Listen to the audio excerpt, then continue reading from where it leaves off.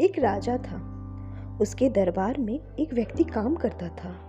राजा हर रोज उस व्यक्ति को देखता था जो हमेशा खुश रहता था।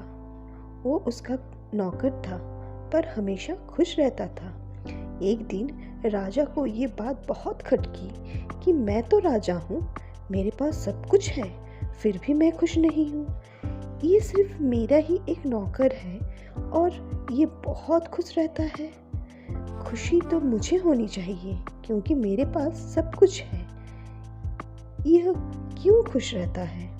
जब भी राजा उस नौकर को देखता था वो संतुष्ट और खुश नजर आता था। राजा ने एक दिन अपने मंत्री को बुलाया और उससे पूछा कि यह हो क्या रहा है? इस आदमी के पास सब कुछ नहीं होकर भी ये बहुत खुश रहता है। ये तो मेरा नौकर है पर फिर भी ये खुश रहता है और मुझे सब कुछ रहते हुए भी मैं खुश नहीं हो पाता हूँ। ये कैसे संभव हो रहा है? ये क्यों हो रहा है? ये खुश क्यों रहता है? मंत्री ने कहा, महाराज, बात यह है कि सिर्फ ये आज के लिए जीता है। आप आज के लिए नहीं जीते हैं, आप तो कल के लिए जीते हैं। आपको कल की चिंता होती है, कल क्या होगा, परसों क्या होगा, तरसों क्या होगा और एक महीने बाद क्या होगा। आप प्लान बनाते हैं ना कि 5 साल के लिए और उसके अपने लिए बनाते हैं 5 साल बाद क्या होगा।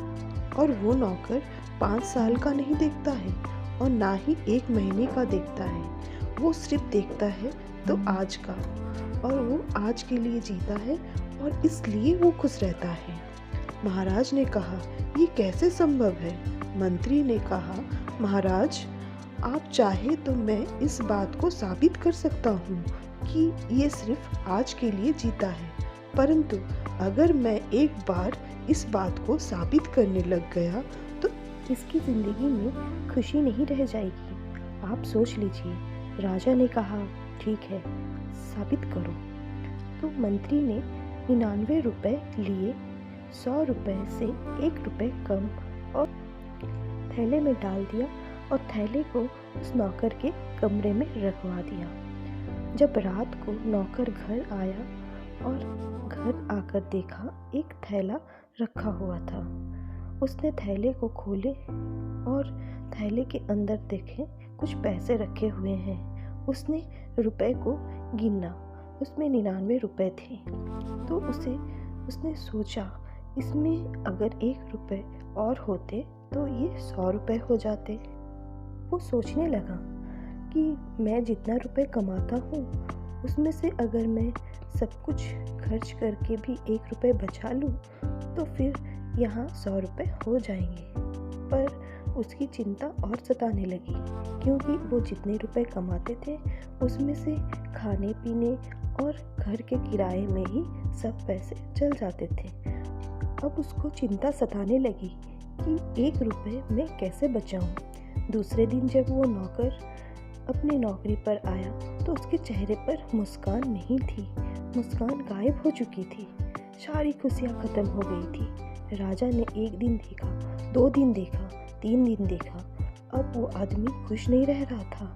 यह देखकर राजा को बहुत बुरा लगा।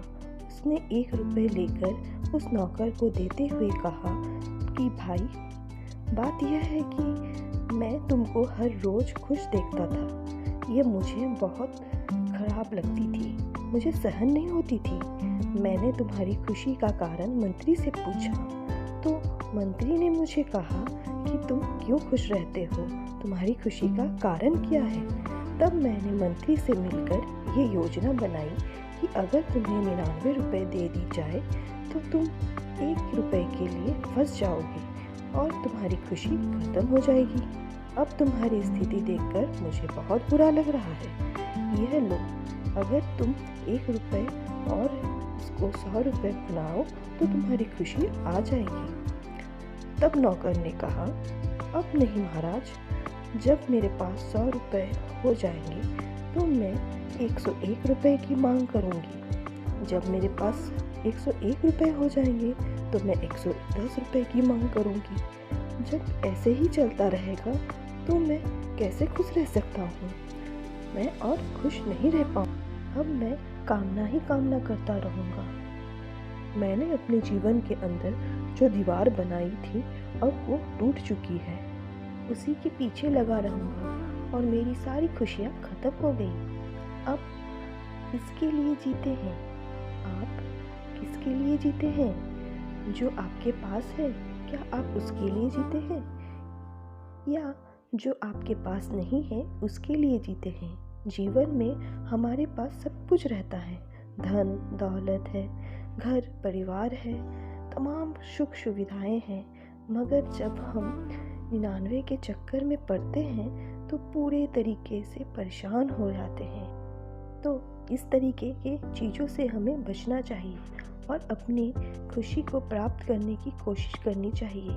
हमें यह कोशिश करनी चाहिए कि हम ज़्यादा से नहीं, कम से संतुष्ट हो और अपनी खुशी का राज अपने आप के जीवन में ही संभव है।